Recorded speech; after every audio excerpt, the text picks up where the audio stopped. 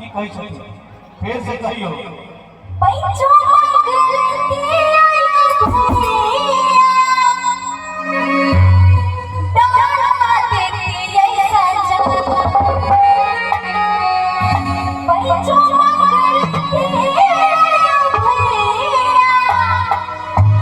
दाना देती ऐसा जब छठी माई की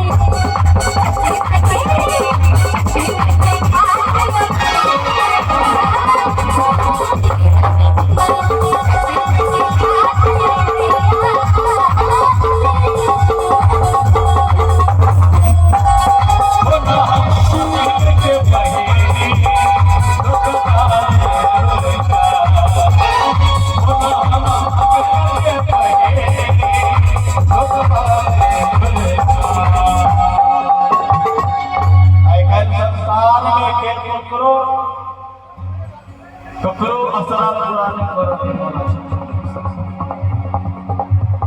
कियो कोई सुधार नहीं दे वाला छै